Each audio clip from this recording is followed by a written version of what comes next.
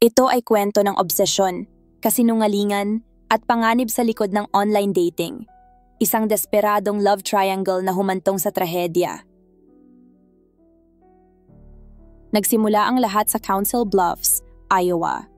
Isang tahimik na komunidad sa hangganan ng Nebraska. Noong December 5, 2015, isang babae ang naglalakad sa Big Lake Park. Nang lapitan siya ng isa pang babae mula sa likod. Pinadapa siya at binaril sa binti. Tumakas ang suspek at hindi na nakita pa. Walang malinaw na motibo at nanatiling palaisipan ang insidente. Ngunit ang totoo, ang misteryong ito ay nagsimula 3 taon bago ito mangyari. Noong 2012, si Dave Krupa, isang 35 years old na mekaniko, ay lumipat sa Omaha, Nebraska matapos ang hiwalayan nila ng kanyang partner sa loob ng 12 taon. Dahil matagal siyang hindi nakipag-date, sinubukan niya ang online dating. Doon niya nakilala si Liz Golyar na ang buong pangalan ay Shanna Elizabeth Golyar, isang single mom na may sariling housekeeping business. Mabilis ang kanilang naging koneksyon, ngunit nilinaw agad ni Dave na ayaw niya ng seryosong relasyon. Habang nakikipag-date si Dave kay Liz, bukas din siya sa pakikipagkita sa ibang babae. Makalipas ang 6 na buwan, sa isang ordinaryong araw sa auto shop kung saan siya nagtatrabaho, may pumasok na bagong customer. Isang magandang babae. Dito niya unang nakita si Carrie Farver. Dinala ni Carrie ang kanyang Ford Explorer sa auto shop kung saan nagtatrabaho si Dave. Agad itong napansin ni Dave. Maganda, may magaan na aura, at may spark sa pagitan nila. Nang magkausap sila sa malapit habang tinitingnan ang sasakyan, ramdam agad ang tensyon at koneksyon. Si Carrie ay isang 37 years old na single mom sa kanyang 14 years old na anak na lalaki. Isa siyang computer programmer sa isang malaking kumpanya sa Omaha. Sinabi niya sa kaibigan niyang si Amber na hindi naman talaga si Dave ang type niya. Pero may kakaibang connection raw sa pagitan nila. Makalipas ang ilang araw, nakita ni Dave ang profile ni Carrie sa parehong dating app kung saan niya nakilala si Liz. Nag-ayos sila ng date at nagkita sa Applebee's. Mabilis silang nagkasundo at pagkatapos ng kanilang unang date, inimbitahan ni Dave si Carrie sa bahay niya. Naghalikan sila at habang umiinit ang eksena, huminto si Carrie at nagsabi, "Kung gagawin natin ito, sex lang ito. Hindi tayo mag-boyfriend-girlfriend." Para kay Dave, jackpot raw ito. Eksakto sa gusto niyang setup. Ngunit may kaunting aberya ng gabing iyon. Dumating si Liz Golyar sa apartment ni Dave para kunin ang ilang gamit. Habang palabas si Carrie, nagkasalubong sila ni Liz. Isang mabilis na eksena, halos 6 na segundo lang. Pero ang maikling tagpong ito, ang magiging simula ng matinding gulo. Hindi binanggit ni Carrie ang encounter na iyon sa kaibigan niyang si Amber. Ang kwento lang niya ay masaya siya, matagal na raw siyang hindi tumatawa ng ganon, at kahit hindi pa malinaw kung saan patungo ang lahat. Malapit lang ang opisina ni Carrie sa bahay ni Dave, kumpara sa halos 1 oras na biyahe pa uwi. Dahil sa isang malaking project sa trabaho at gabing-gabi na siyang nakakauwi, inalok siya ni Dave na sa bahay na niya muna tumuloy. Sa loob ng 2 linggo mula nang magkakilala sila, may susi na siya sa apartment ni Dave. Noong November 13, 2012, maagang nagising si Dave Krupa, naghanda para sa trabaho, at bago lumabas ng bahay bandang 6:30 a.m., hinalikan niya si Carrie Farver na nasa kanyang apartment. Nang araw na iyon, nakaupo si Carrie sa sofa, may laptop, abala sa ginagawa. Wala namang senyales ng problema. Umalis si Dave para pumasok, inaasahang makikita muli si Carrie kinagabihan. Ngunit maya-maya, nakatanggap si Dave ng text mula kay Carrie na nagsasabing gusto raw nitong magsama na sila sa iisang bahay. Nagulat si Dave dahil dati na nilang napag-usapan na hindi pa ito tamang panahon. Agad siyang nag-reply at tinanggihan ito. Ipinaalala na hindi pa sila ganoon katagal na magkakilala para sa ganoong hakbang. Halos kaagad, nakatanggap siya ng galit na sagot mula kay Carrie. "I hate you. You ruined my life." Puno ng mura, sinabi nitong ayaw na niya kay Dave. May iba na raw siyang kasama at ayaw na siyang makita pang muli. Hindi maintindihan ni Dave ang nangyayari. Ang babaeng akala niyang chill at kasundo niya. biglang tila naging ibang tao. Ilang araw na tahimik, pero biglang sunod-sunod na mensahe ang dumating. Puro galit, paninisi, at masasakit na salita. Sa isip ni Dave, tila nagbago ang pagkatao ni Carrie sa loob lang ng isang araw. Para sa kanya, mabuti na rin at maaga niyang nakita ang tunay na ugali nito. Pero sino nga ba si Carrie Farver? Si Carrie Farver ay lumaki sa maliit na bayan ng Macedonia, Iowa, isang tahimik at ligtas na komunidad. Malapit siya sa kanyang ina, si Nancy, at araw-araw silang nag-uusap. Kilala si Carrie bilang masayahin, palakaibigan, at mahilig mag-eksperimento sa kanyang hitsura. Sa isang artikulo noong siya'y nagtapos sa high school, sinabi niyang nais niyang maalala na laging may ngiti sa labi at may kaunting kabaliwan, pero sa masayang paraan. Bukod sa pagiging outgoing, mahusay si Carrie sa numbers at computers. Sa murang edad, likas na ang kanyang talino sa mga teknikal na bagay. Ngunit nagkaroon ng malaking pagbabago sa kanyang buhay nang siya'y mabuntis sa edad na 22. Hindi nagtagal ang relasyon nila ng ama ng kanyang anak, kaya piniling itaguyod niya ang bata bilang isang single mom. Ang kanyang anak na si Max ang naging sentro ng kanyang buhay. Lahat ng ginagawa niya ay para kay Max. Sa kanyang late 20s, nakaranas si Carrie ng matinding depression. Na-diagnose siya ng bipolar disorder at bagamat minsan ay napaparalisa siya ng kanyang kondisyon, pinili niyang humingi ng tulong. Nagpatingin siya sa mga therapist at uminom ng gamot. Minsan, inamin niya sa kanyang ina na itinitigil niya ang gamot dahil pakiramdam niya ay nagiging manhid siya. Sa kabila nito, noong 2012 ay nasa magandang kalagayan na si Carrie. Nagtatrabaho na siya bilang isang computer programmer sa Omaha. Inaasahan niya na ito ang magiging susi para mas mabigyan niya ng magandang kinabukasan si Max. Noong panahong iyon, nagsisimula pa lamang sa high school si Max, ang anak ni Carrie Farver. Excited si Carrie sa mga bagong klase ni Max at mga sports na sinasalihan nito. Isa siyang ina na laging sumusuporta. May video pa siya habang hinihikayat si Max habang ito'y nagwa-waterski. Sa parehong panahon, nakikipag-date na si Carrie kay Dave Krupa. Noong November, hiniling ni Carrie sa kanyang inang si Nancy na alagaan muna si Max sa loob ng ilang araw habang nananatili siya sa apartment ni Dave upang mas malapit sa trabaho. Kasabay nito, pinadalhan niya si Nancy ng text na nagsasabing tatanggap siya ng trabaho sa Kansas.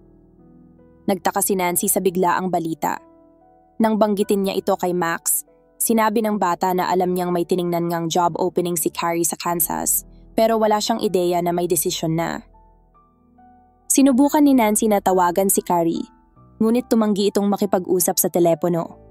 Karaniwan nilang ginagawa ang magkausap araw-araw, kaya nagsimulang kabahan si Nancy. Gayunpaman, inisip niyang magkikita rin sila sa nalalapit na kasal ng half-brother ni Carrie, kung saan magiging usher si Max. Nang hindi sumipot si Carrie upang sunduin ang anak para sa kasal, at wala ring tawag o mensahe, doon na nagdesisyon si Nancy na i-report siya bilang nawawala. Tinawagan niya ang sheriff's office, at may dumating na pulis upang kumuha ng ulat. Nabanggit ni Nancy na may diagnosis si Carrie ng bipolar disorder, at sinabi niyang iniinom naman nito ang gamot. Ngunit ang pulisya ay tila hindi gaanong seryoso sa insidente. Ayon sa kanila, normal lang ang ganitong pag-uugali kapag may mental health issue at hindi umiinom ng gamot. Dahil isa namang adult si Carrie at may komunikasyon pa rin sa iba, hindi nila agad binigyan ng mataas na prioridad ang kaso. Samantala, kay Dave Krupa, lalong naging kakaiba ang lahat. Simula noong unang natanggap niya ang hindi inaasahang text mula kay Carrie, sunod-sunod na ang galit at bastos na mensahe. Puno ito ng panlalait, galit, at paninisi. Ang mga text ay tila galing sa isang taong labis ang puot at hindi na lang simpleng tampo o selos. Nagsimula nang banggitin ni Carrie ang ex-girlfriend ni Dave, si Liz Golyar, na para bang doon nakatuon ang kanyang galit. Naguguluhan si Dave. Sa unay inakala niyang ayos lang kay Carrie ang pagkakasalubong nila ni Liz. Pero ngayon, si Liz mismo ay nakakatanggap na rin ng mga bastos at mapang-abusong text mula kay Carrie. Tinawagan ni Liz si Dave, galit at nalilito. Paano raw nakuha ni Carrie ang kanyang contact details, gayong saglit lang silang nagkita? Kalaunan, isang araw, nadatnan ni Liz ang kanyang garahe na sinira at pininturahan ng "Whore from Dave" gamit ang spray paint. Agad siyang tumawag sa pulis at nag-report. Nang ibahagi ni Liz na ang tanging connection nila ni Carrie ay si Dave, pinuntahan siya ng mga pulis sa trabaho. Labis ang kaba ni Dave. Ngunit agad niyang pinakita sa mga investigador ang dami ng text na natatanggap niya. Doon nabago ang tono ng mga pulis. Mula sa pagiging mapaghinala, tila nauunawaan na nila ang sitwasyon. Ayon pa sa kanila, nakita na nila ito dati. Sa kabilang banda, wala pa ring alam si Nancy sa mga nangyayaring ito sa Omaha. Alam lang niya, nawawala ang anak niya, at sa bawat araw na lumilipas na wala si Carrie, lalong tumitindi ang kanyang pag-aalala. Sa mga linggo matapos umalis si Carrie Farver, patuloy pa rin siyang nagte-text sa kanyang pamilya. Madalas siyang magpadala ng mensahe sa kanyang inang si Nancy, ngunit tuwing hihilingin nito na tumawag at marinig ang kanyang boses, tinatanggihan siya ni Carrie, sinasabing sapat na raw ang text. Hindi nagtagal, nagsimulang makatanggap si Max ng mga mensahe mula sa kanyang ina na nagsasabing lilipat na raw sila sa Kansas at doon na siya mag-aaral. Naging sanhi ito ng matinding takot sa bata, lalo na't wala siyang kaalam-alam sa plano. Dahil sa patuloy na pagkawala ni Carrie, kinuha na ni Nancy ang legal na guardianship kay Max. Sunod-sunod na rin ang mga okasyong hindi nadaluhan ni Carrie, kasama ang kasal ng kanyang kapatid, sariling kaarawan, Thanksgiving, at maging ang ika-15 kaarawan ng kanyang anak. Ang pinakamasakit, hindi rin siya nagpakita sa libing ng sariling ama. Dito na naramdaman ni Nancy na may mali talaga. Nakatanggap siya ng text mula kay Carrie na nagsasabing pasensya na sa hindi pagdalo sa libing. Sagot ni Nancy, malalaman ko lang na ikaw talaga ito kung maririnig ko ang boses mo. Habang papalapit ang taglamig, napansin ni Nancy na naiwan sa bahay ang winter coat ni Carrie. Naisip niyang wala itong dalang mga damit para sa malamig na panahon. Nagsimula siyang magtanong, saan kaya siya natutulog? Kumakain ba siya? Ligtas ba siya? Lalong lumalim ang pangamba ng pamilya. Sa gitna ng kanyang pagkawala, patuloy pa rin ang pagdating ng mga mensahe, ngunit ngayon may halong paninira. Inaakusahan si Nancy bilang masamang ina at kontrolado raw nito ang kanyang buhay. Habang natatakot ang pamilya ni Carrie para sa kanyang kalagayan, si Dave Krupa naman ay nagsimulang matakot kay Carrie. Araw-araw, tumatanggap siya ng higit 60 text messages at daan-daang email. Kahit ilang beses na siyang nagpapalit ng numero, patuloy pa rin siyang natutunton. Tumatawag rin si Carrie ng paulit-ulit, umaabot sa daan-daang tawag sa loob ng isang araw. Sa mga mensaheng natatanggap niya, palaging binabanggit si Liz, ang dating kasintahan ni Dave. May mga mapanirang salita, kasama na ang pananakot. Kung hindi mo siya titigilan, masasaktan kita. Umabot pa sa puntong parang minamanmanan na siya. Isang beses, habang nakaupo si Dave sa kanyang upuan sa sala, nakatanggap siya ng text na nagsasabing, nakikita kita, naka-blue shirt ka at nakapatong ang paa sa upuan. Lahat ng detalyeng iyon ay totoo. Sa isa pang mensahe, ang paborito kong gawin ay tumayo sa labas ng bintana mo at pagmasdan ka. Ngunit noong January, may lumitaw na mahalagang lead. Pag-uwi ni Dave mula sa trabaho, napansin niya ang isang sasakyang pamilyar sa kanya sa parking lot, ang Ford Explorer ni Carrie. Kilalang-kilala niya ito dahil ito rin ang sasakyang una niyang inasikaso nang magkakilala sila. Kinuhanan niya ng litrato ang plaka at ipinadala sa pulis. Nang inspeksyonin ng pulis ang loob ng sasakyan, wala silang natagpo ang fingerprint. Maliban sa isang lalagyan ng mint. Isa iyong perpektong fingerprint. Ngunit hindi ito tumugma kay Carrie o sa alinmang entry sa FBI database. Sa kabila ng pag-asa, nauwi rin ito sa kawalan ng lead. Habang patuloy ang paghahanap ng pulisya sa dalawang magkaibang estado, magkaiba rin ang layunin nila. Sa Iowa, hinahanap si Carrie bilang nawawalang tao. Sa kabilang panig, sa Nebraska, hinahanap naman siya bilang stalker at posibleng salarin sa harassment nina Dave at Liz. Pare-pareho silang naghahanap kay Carrie Farver, pero para sa magkaibang dahilan. Ngunit para kay Nancy, hindi na niya kailangan ng pisikal na ebidensya. Ramdam niya sa kanyang puso na may nangyari na kay Carrie. Naging madalas ang kanyang mga gabi na hindi makatulog, iniisip kung ano ang maaaring nangyari sa anak. Matapos ang pagkamatay ng ama ni Carrie, si Dennis, nagkaroon si Nancy ng panaginip. Doon, nagpakita si Dennis at sinabi, "Huwag ka nang mag-alala kay Carrie, kasama ko na siya." Bagamat nagbibigay ito ng konting ginhawa, patuloy pa rin ang kanyang pag-asa na makikita pa niya ang anak, na ligtas ito at babalik.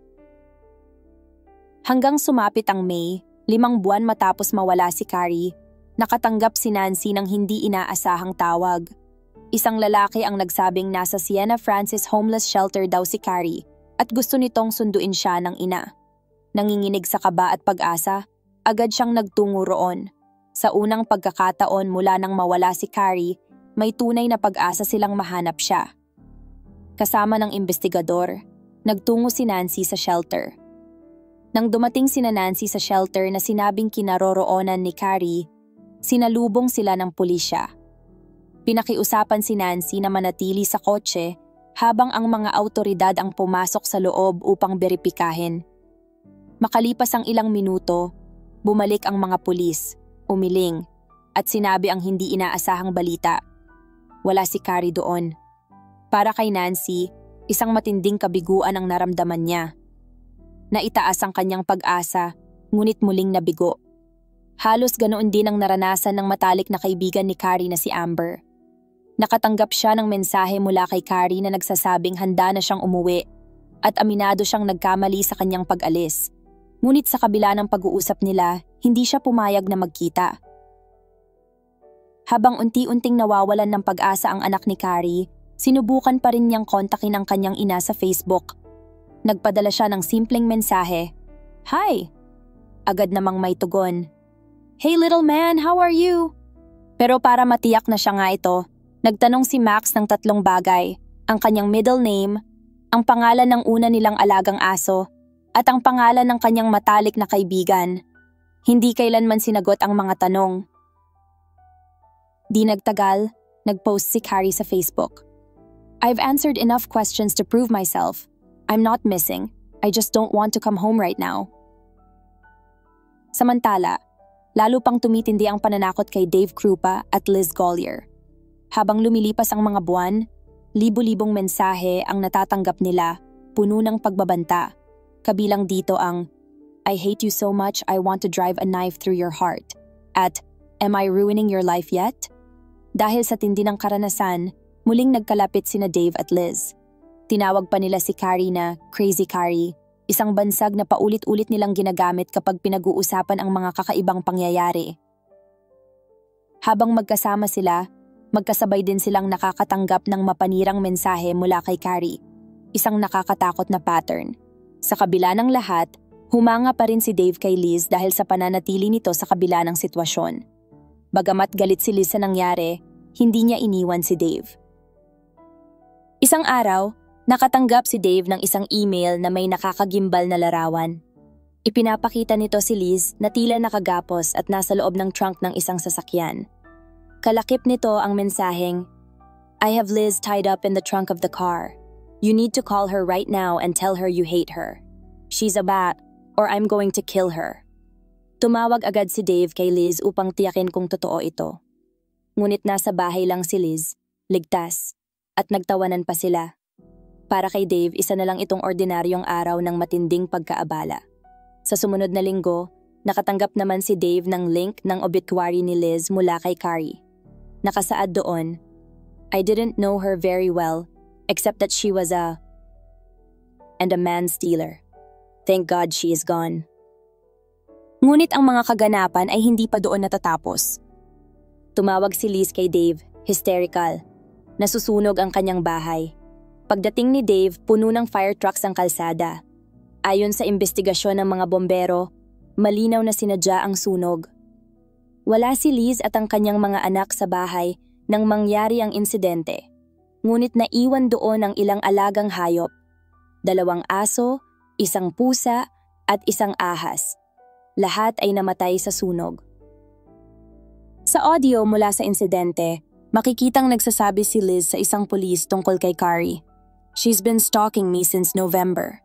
She has made threats toward me and my kids. She won't leave me alone." Matinding konsensya ang naramdaman ni Dave. Pakiramdam niya siya ang dahilan kung bakit nadala ang baliw na si Carrie sa buhay ni Liz. 2 buwan nang lumipas, muli na namang umatake si Carrie. Sa pagkakataong ito, ang target ay ang auto shop ni Dave. Sa harap ng gusali, nakasulat sa fluorescent orange spray paint ang "Dave Beats Women." Lubos ang kahihiyan ni Dave. Bukod sa kanyang propesyon, nakapwesto pa ang shop sa isang prominenteng lokasyon. Dahil sa patuloy na pananakot, bumili siya ng baril at naging laging alisto. Nabuo na sa kanya ang paranoia. Hindi na siya makapagpahinga. Laging nag-aabang ng susunod na pangyayari. Hindi alam kung kailan ito muling aatake.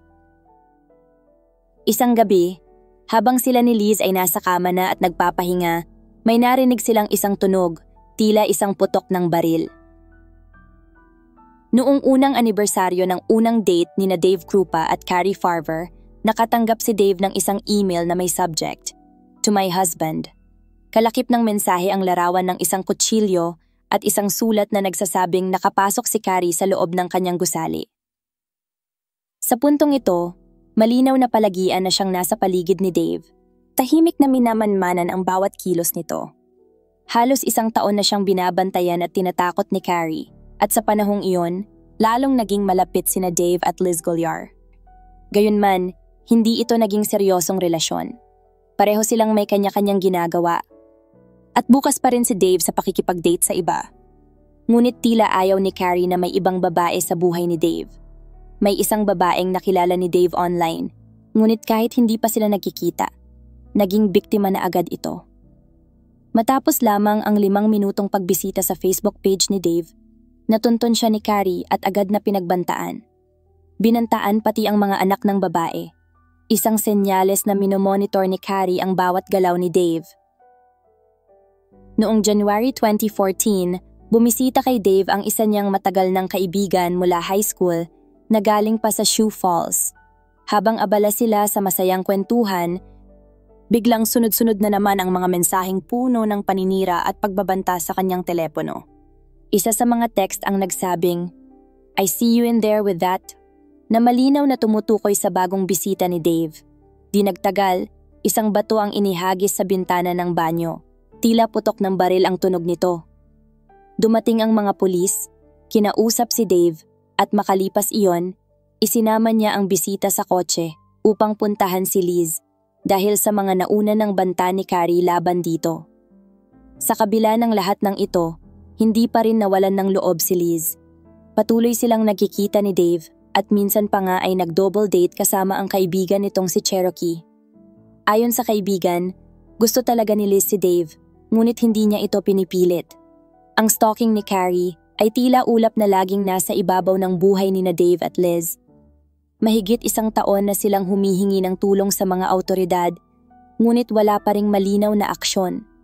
At hindi lang sila ang target, pati ang dating partner ni Dave na si Amy Flora, na ina ng kanyang mga anak, ay pinagbabantaan din. Mental at emosyonal na pagod ang idinulot ng sitwasyon sa lahat ng sangkot. Para kay Dave, tila bahagi na lang ng pang-araw-araw niyang buhay ang ma-stalk. Ang kaso ay unti-unting lumamig. Hanggang sa 2 investigador mula sa Pottawatomie County Sheriff's Office sa Council Bluffs, sina Ryan Avis at Jim Doty, ang nagpasyang balikan ang kaso. Hindi nila ito orihinal na hawak, ngunit matagal na nila itong naririnig sa istasyon. Para sa kanila, tila hindi normal na basta na lang nawala ang isang ina na kilala bilang malapit sa anak at pamilya. Humingi sila ng pahintulot upang muling buhayin ang kaso mula sa ibang perspektibo. Nagpasya silang hatiin ang approach. Si Jim ang susubok patunayan na patay na si Carrie, habang si Ryan naman ay magtatrabaho na parang buhay pa siya at nasa paligid lang. Nagsimula silang magsuri ng mga report. Ang checking account ni Carrie ay walang anumang galaw, isang kakaibang bagay para sa sino mang nasa hustong gulang. Wala ring aktwal na sightings, wala ring narinig na boses, tanging mga text at email lang. Sa pagsusuri ng mga mensaheng ito, napansin ng mga detective ang mali-maling grammar, isang bagay na malayo sa karaniwang estilo ni Carrie.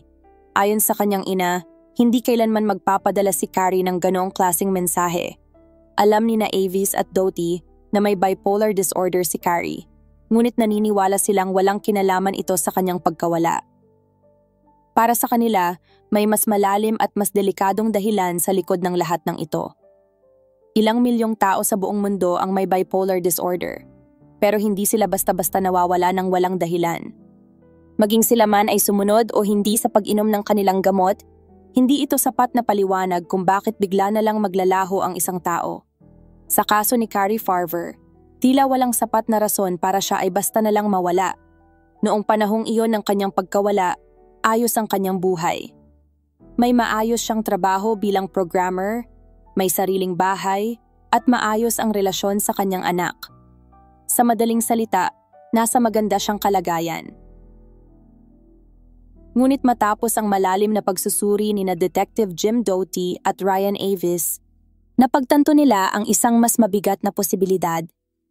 Baka patay na si Carrie Farver sa loob ng 2 taong lumipas. Habang lumalalim ang investigasyon, lumitaw ang kahina-hinalang pagkakasangkot ni Liz Golyar, ang dating kasintahan ni Dave Krupa.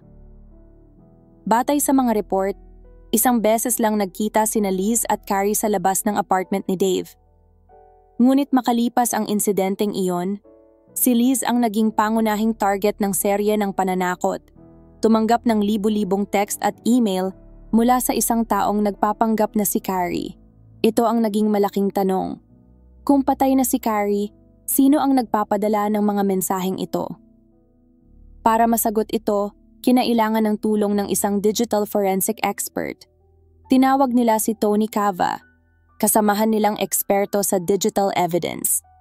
Sa pagsisimula ng digital analysis, nadiskubre na mula 2012 hanggang 2015, halos 15,000 emails ang ipinadala kay Dave mula sa account ni Carrie o nang nagpapanggap bilang siya. Halos imposible ito kung ang totoong Carrie ay patay na. Isa sa pinakamahalagang ebidensya ay galing mismo sa cellphone ni Liz. Sa pag-download ng mga files nito, natagpuan nila ang isang larawan ng Ford Explorer ni Carrie Farver. Ayon sa metadata ng larawan, kinunan ito 1 buwan bago pa man matagpuan ng mga pulis ang sasakyan. Ibig sabihin may access si Liz sa sasakyan ni Carrie bago pa ito matuklasan ng mga awtoridad. Isang detalye na hindi niya kailanman ibinahagi sa investigasyon. Dito na lumilinaw ang posibilidad. Ang taong nagsasagawa ng pananakot, ang nagpapadala ng libu-libong email, ang tila laging nasa paligid, ay maaaring hindi si Carrie. At kung hindi siya, sino? Sa punto ring ito, formal nang itinuturing ng mga investigador na isang kaso ng pagpatay ang dating kaso ng nawawalang tao. Ang kasong ito ay hindi na tungkol sa isang babaeng naglahong parang bula, kundi sa isang babaeng maaaring pinatay at ginamit ang kanyang pagkatao upang maghasik ng takot sa mga taong iniwan niya. At ang susi para tuluyang matuldukan ang kasong ito, ang katotohanan kung sino talaga ang nasa likod ng pagkukunwaring si Carrie Farver. Kahit paano, alam ni Liz kung nasaan ang sasakyan ni Carrie Farver bago pa man ito matuklasan ng mga awtoridad. Isang malaking red flag ito para sa mga investigador. Sa pagsusuri ng phone records ni Liz, nadiskubre na 6 na tawag ang ginawa mula sa kanyang telepono patungo sa bahay ni Carrie. Lahat ay ginamitan ng *67 upang maitago ang kanyang numero. Kahit pa sinabi ni Liz na minsan lang silang nagkita ni Carrie, malinaw na may mas malalim pa siyang koneksyon sa kanya. Mas nakakagulat pa ang natuklasan ng mga investigador. Isang larawan ng isang babaeng may duct tape sa bibig at nakagapos sa loob ng trunk ng kotse. Ipinadala ito sa email kay Dave at sinasabing si Liz iyon. Ngunit nang suriin ang metadata ng litrato, nalaman nilang ang mismong cellphone ni Liz ang pinagmulan ng larawan. Ibig sabihin, si Liz mismo ang gumapos at kumuha ng sariling litrato, kunwari ay biktima. Ito na ang nagudyok kay Detective Jim Doty na personal na kausapin ang ina ni Carrie, si Nancy. Sa unang pagkakataon, may awtoridad na nagsabi sa kanya, hindi namin iniisip na umalis lang siya ng kusa. At sa pagbisita niyang iyon, lumitaw pa ang isang matagal ng ebidensyang hindi binigyang pansin. Isang text message mula raw kay Carrie na nagpapakita ng tseke para sa pagbebenta ng mga furniture. Ipinadala ito kay Nancy ilang araw matapos mawala si Carrie. Ang lagda sa tseke? Shana Golyar, ang tunay na pangalan ni Liz.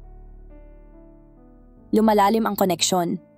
Dalawang babae na sinasabing halos hindi magkakilala pero may tseke na nakapangalan kay Liz at ginagamit bilang patunay ng transaksyon mula kay Carrie. Walang logic kung tunay na estranghero lang si Liz. Ngunit ang pinakamatinding ebidensya ay dumating nang ikumpara ng mga pulis ang naka-archived fingerprint na natagpuan sa loob ng Ford Explorer ni Carrie sa fingerprints ni Liz. Magkatugma ito. Para kay Dave Krupa, hindi pa rin ito matanggap agad. Paano raw si Liz ang stalker kung minsan ay kasama niya si Liz habang natatanggap ang mga mensahe mula kay Carrie? Ngunit malinaw na si Liz ay may access sa maraming device at technology. Kaya niyang magpadala ng mga mensahe habang kasama si Dave. Kahit pabuo na ang kwento, wala pa ring katawan, wala ring murder weapon. Hindi pa sapat para sa aresto. Hanggang sa makakuha ng pulisya ng isang swerte o lucky break na magpapabago sa takbo ng kaso. Noong December 2015, isang hindi inaasahang kaganapan ang nagbukas ng mas malalim na bahagi ng kaso.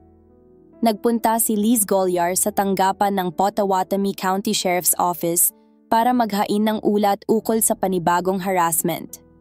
Nakita ni Detective Ryan Avis ang pagkakataon at agad siyang kumilos. Sa loob ng 30 minutes mula nang umalis si Liz, pinuntahan niya ito sa bahay sa Council Bluffs at nagpakilalang investigator na handang tumulong. Sa pakikipag-usap ni Avis, muling sinabi ni Liz na siya'y ginugulo ni Carrie Farver. Ngunit sa gitna ng usapan, nagbigay siya ng nakakagulat na pahayag. Baka hindi si Carrie ang nanghaharas sa akin, baka si Amy Flora. Si Amy ay dating karelasyon ni Dave Krupa at ina ng kanyang mga anak. Ayon kay Liz, baka si Amy ang nagpapanggap na si Carrie sa loob ng halos 3 taon. Itinuro rin niya si Amy bilang kumuha ng nawawalang baril ni Dave. Isang baril na binili niya para sa proteksyon mula kay Carrie. Hiniling ni Avis na ma-download ang laman ng cellphone ni Liz at pumayag naman ito. Sa pagkakataong ito, hindi lang kasalukuyang data ang nakuha. Kahit ang mga matagal ng burado, nakuha ng forensic expert na si Tony Cava. Habang sinisiyasat ang cellphone ni Liz, lumitaw naman ang mas nakababahalang pangyayari. Nawala ang baril ni Dave. Nang umuwi siya, napansin niyang nailipat ang kahon na pinaglalagyan ng baril. At nang buksan niya ito, wala na ang laman. Tinawagan niya agad ang pulisya. Ilang araw lang ang lumipas, isang tawag ang natanggap ng 911 mula sa Big Lake Park. Si Liz mismo ang tumawag. Binaril daw siya habang naglalakad mag-isa sa gabi. Dumudugo siya at kinailangang dalhin sa ospital. Sa simula, sinabi ni Liz na hindi niya nakita kung sino ang bumaril. Pero kalaunan, itinuro niya ang daliri kay Amy Flora, ang ina ng mga anak ni Dave. Ngunit para sa mga investigador, marami ang hindi tugma sa kwento ni Liz. Araw bago siya barilin, binanggit niya kay Avis na nawawala ang baril ni Dave. Walang nakitang ibang tao sa lugar ng krimen. May alibi si Amy Flora at walang ebidensyang nag-uugnay sa kanya. Sa pagsusuri ng mga pulis, malaki ang posibilidad na si Liz mismo ang bumaril sa sarili niya sa hita. Isang desperate na hakbang upang muling ituro si Amy at ilayo ang hinala mula sa kanya. Habang ang mas malalalim pang ebidensya ay iniimbestigahan, ang kwento ni Liz ay lalo nang bumabaluktot at malinaw na hindi na siya basta biktima. Noong gabi ng pamamaril kay Liz, agad na na-clear si Amy Flora mula sa anumang suspetsa. Ito ay isa na namang bahagi ng plano ni Liz para ibalik si Dave sa kanyang buhay at magmukhang biktima siya. Dito nagsimulang tanggapin ni Dave Krupa ang katotohanan. Si Liz, hindi si Carrie, ang matagal nang naninira at nanghaharas sa kanya. Sa puntong iyon, ramdam na niya ang matinding pagkadismaya at galit. Para sa kanya, parang tumakbo siya ng mabilis sa isang pader na bakal. Paulit-ulit niyang inisip kung paano siya naging inosente at naiwang bulag sa mga palatandaan. Habang tumatagal, lalong nadagdagan ang galit ni Dave at sinabi niya na kung hindi maagapan agad ang sitwasyon, baka siya na mismo ang kumilos laban kay Liz. Si Deputy Tony Cava ay nagsimula ng matinding investigasyon gamit ang huling download ng cellphone ni Liz at mga mensahe na ipinapadala umano ni Carrie. Gumugol siya ng sobra 3,000 oras ng kanyang libreng panahon para matunton kung saan talaga nanggagaling ang mga mensaheng ito. Nalaman nila na si Liz ang nag-sign up ng maraming fake accounts na ginaya ang pangalan ni Carrie. Mga email at text na halos kapareho ng tunay na pangalan ni Carrie. Kaya kapag hindi tiningnan ng mabuti, ay mukhang totoong si Carrie talaga ang nagpadala. Nalaman din nila na ginagamit ni Liz ang isang app para makapagpadala ng mga mensahe na dumarating kahit habang kasama siya ni Dave, na nagbibigay sa kanya ng perpektong alibi. Para kay Liz, ito ay naging full-time job. Naglaan siya ng 40 hanggang 50 oras kada linggo sa paniniktik, pagharas, at pagpapadala ng mga pekeng mensahe. Mga 2 linggo matapos siya barilin, na-interview si Liz ng mga investigador na sina Dodie at Avis. Ginamit nila ang isang taktika. Sinabi nila kay Liz na may nahanap silang bangkay na posibleng kay Carrie Farver para subukang maibulalas ang kanyang alam. Sinubukan niyang itulak ang sisi kay Amy Flora dahil sa matagal itong nasa buhay ni Dave. Habang kaharap nila si Liz, alam na ng mga investigador na siya ang responsable sa pagkawala ni Carrie. Ginamit nila ang taktika na pinaniniwalaan ang akusasyon laban kay Amy upang matiyak na magbibigay si Liz ng impormasyon. Pinayuhan nila si Liz na ipagbigay alam agad sa kanila kung may anumang mensahe mula kay Amy tungkol sa kaso ni Carrie, dahil malaking tulong iyon para makabuo sila ng kaso laban kay Amy. Inaasahan nila na si Liz ay sisirain ang sarili niya para lamang mailagay si Amy sa bilangguan, at sa ganitong paraan ay maaaring lumabas ang detalye tungkol sa pagpatay at posibleng mahanap ang katawan ni Carrie. Isang matalino at maingat na hakbang ang ginawa ng mga pulis, ngunit ang tanong ay kung ito ba ay magiging epektibo. Hindi alam ni Liz na minomonitor na siya ng mga investigador at nais ng mga ito na manatili itong lihim. Palaging naniniwala si Liz na siya ay mas matalino kaysa sa mga pulis at kaya niyang maloko sila. Ngunit sa kasamaang palad para sa kanya, naka-encounter niya sina Detective Dodie at Avis na naglatag ng isang matalinong bitag. Pinilit ni Detective Dodie si Liz na tulungan silang pilitin si Amy Flora na umamin sa pagpatay kay Carrie Farver. Alam naman ng mga pulis na walang kinalaman si Amy sa krimen, kaya ginamit nila ito bilang paraan para maipakita ang tunay na salarin. Ipinakita kay Liz na kung makatanggap siya ng anumang mensahe mula kay Amy na may kinalaman sa nangyari kay Carrie, dapat niyang ipaalam agad ito sa mga pulis. Hindi nagtagal, nagsimulang tumanggap ng mga mensahe ang mga pulis mula kay Liz na sinasabing mula kay Amy, kabilang ang isang email na umamin si Amy sa pamamaril kay Liz sa Big Lake Park. Sa email, sinabing itinapon niya ang baril upang masigurong hindi na ito magagamit. Ngunit ang tunay na kailangan ni Detective Dodie ay mga detalyeng magpapakita kung paano namatay si Carrie Farver. Sa isang tawag kay Liz, hinihimok niya itong makakuha ng mas marami pang impormasyon tungkol sa huling mga sandali ng buhay ni Carrie, ang mga pangyayari at kung sino ang may sala. Ipinasa kay Liz ang responsibilidad na mag-follow up kung komportable siya. Ilang araw ang lumipas, nag-forward si Liz ng panibagong email na sinasabing mula kay Amy na naglalaman ng graphic at nakakatakot na detalye ng pagpatay kay Carrie. Sinabi na tinangka ni Carrie na saktan si Liz gamit ang kutsilyo, ngunit siya ang nakasaksak kay Carrie ng 3 o 4 na beses sa dibdib at tiyan, saka itinapon at sinunog ang bangkay at itinago sa isang basurahan. Ginamit ni na Detective Dodie at Avis ang obsession ni Liz kay Dave Krupa laban sa kanya. Ang pinakakinakatakutan ni Liz ay baka muling makabalikan ni Dave si Amy Flora. Kaya niloko nila si Liz na gusto nilang himukin si Dave na lumipat kay Amy. Makaraan ito, tumawag si Liz sa mga investigador na umiiyak dahil galit siya na hindi pa nakakulong si Amy at sinabing si Amy ang nagkaroon ng benepisyo, nakapatay siya ng tao, nanghaharas ng isa pa, at ngayon ay nakatira kasama si Dave at Malaya. Pinilit ni Liz na tanungin kung bakit hindi sapat ang ebidensya mula sa email confession ni Amy para maaresto siya. Ipinaliwanag ng investigador na kailangang makakuha pa sila ng mas detalyadong impormasyon, mga bagay na tanging ang tunay na pumatay lang ang makakaalam. Ilang araw pa ang lumipas, dumating ang panibagong mga email na mula kay Amy na umaamin ng pagpatay kay Carrie at na ginawa raw ito sa sasakyan ni Carrie. Dahil dito, muling sinuri ng pulis ang sasakyan ni Carrie. Sa unang 2 paghahanap ay walang nadiskubre, pero ngayon ay alam na nila ang hinahanap nila. Natanggal nila ang upuan ng pasahero at tinanggal ang tela nito, at doon nila nakita ang malaking pulang mantsa. Isang positibong resulta para sa dugo ng tao. Nakuha nila ang DNA mula sa mantsa, at ito ay tugma kay Carrie Farver. Ito ang malaking tagumpay na nagbago ng kaso mula sa nawawalang tao tungo sa pag-iimbestiga ng pagpatay. Dahil dito, nakipagtulungan na ang pulisya ng Omaha kung saan posibleng nangyari ang pagpatay. Sa isang pagkakataon, nakakuha si Detective Schneider ng warrant para sa isang unpaid traffic citation laban kay Liz at ginamit ito para arestuhin siya. Pagdating ni Liz sa presinto, sinabi kay Liz ng detective na ang tunay na paksa ng kanilang interview ay si Carrie Farber at ang kaso ng kanyang pagkawala.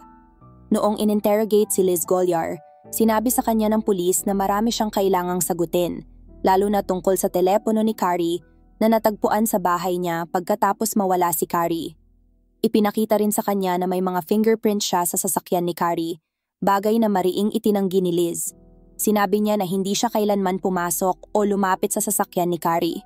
Sa kabila ng ebidensyang iyon, ipinagkibit-balikat ni Liz at tinanggi ang lahat ng akusasyon. Nabanggit din ng pulis na maraming email na nagpapanggap na galing kay Carrie ay naipadala mula sa internet connection ng bahay ni Liz. Ngunit sinabi ni Liz na wala siyang internet sa bahay.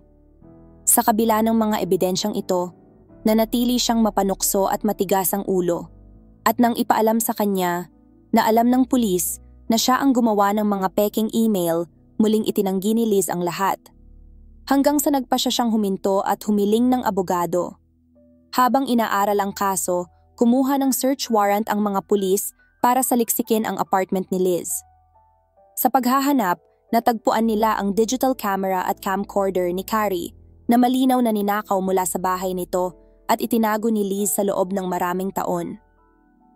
Sa camera, may nakita silang video na kuha 2 araw bago nawala si Carrie na nagpapakita na na-vandalize ang sasakyan ni Carrie. Pinaniniwalaan ng mga pulis na si Liz ang gumawa ng vandalismo dahil may mga marka sa hood ng sasakyan. Dahil sa mga ebidensyang ito, nakakuha ang pulis ng arrest warrant laban kay Liz. Matapos ang kanyang pag-aresto, natuklasan nila ang isang litrato na hindi pa nakita noon, na tila isang keepsake ng salarin. Isang chilling na patunay ng kanyang ginawang krimen. Sa pagharap sa kaso, tinanggap ni Douglas County Prosecutor Brenda Beadle ang hamon. Sinabi niya na ito ang pinakamahirap niyang kaso dahil kakaiba at mahirap patunayan, lalo na't walang bangkay, crime scene, or murder weapon. Ang abogado ni Liz, si James Martin Davis, isang kilalang defense attorney sa Omaha, ay ginamit ang mga kahinaan ng kaso upang iwasan ang jury trial at pilitin ang isang bench trial, kung saan ang hukom lang ang maghuhusga. Layunin niyang mapabilis ang proseso bago pa man matagpuan ang bangkay. Bago ang paglilitis, muling nakipag-ugnayan sina Detectives Ryan Avis at Tony Cava kay Dave Krupa upang itanong kung may nalimutan silang detalye, ngunit wala siyang maibigay na bagong impormasyon. Sa hindi inaasahang pagkakataon, naalala ni Dave na may tablet siya na matagal nang nakatago sa isang kahon. Halos 1 taon at kalahati na itong nakaimbak. Nang sinuri nila ang tablet, may micro SD card ito na tila walang laman kapag isinaksak sa computer. Ngunit may mga natanggal na impormasyon dito. Napag-alaman nila na ang SD card ay galing sa telepono ni Liz at naglalaman ng libu-libong mga na-delete na larawan na akala ni Liz ay nawala na. Sa mga larawang ito, may nakita silang selfie ni Liz at marami pang ibang normal na kuha sa cellphone, ngunit isa ang naging kapansin-pansin, isang larawan ng isang nagde-decompose na paa na may tattoo. Nang masusing imbestigahan, natuklasan nila na si Carrie Farber ang may ganitong tattoo sa paa niya, na simbolo ng mother o ina, isang simbolong mahal na mahal ni Carrie sa kanyang buhay. Ang larawang ito ang naging pinakamakapangyarihang ebidensya sa kaso. Nagdulot ito ng matibay na kumpiyansa sa mga investigador na si Liz Golliar ang pumatay kay Carrie at nagpapakita na kinuhanan pa niya ng litrato ang katawan ni Carrie, parang keepsake o tropeyo. Dahil dito, dinala ng mga taga-usig ang kaso sa paglilitis. Ang kasong ito ay isang pambihira at nakalilitong kwento ng matinding obsession. Isang babae na handang gawin ang imposible para makuha ang lalaking gusto niya. Walang saksi na nakakita kay Liz na sinaktan o pinatay si Carrie at wala ring nakakita na magkasama sila sa araw ng krimen. Ngunit ang mga ebidensyang nakuha mula sa mga pekeng mensaheng ipinadala ni Liz habang nagpapanggap bilang si Carrie, lalo na sa ina at anak nito, ang naging mahalagang susi sa kaso. Dahil dito, nagkaroon ng pagkakataon si Max na makausap ang inang matagal nang nawawala.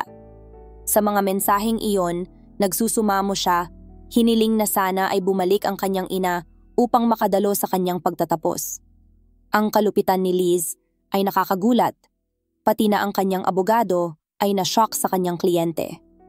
Bagaman tinutukoy ang mga krimeng ito bilang malupit at di makatao, hindi nito nangangahulugan na sila ay first-degree cold-blooded murder.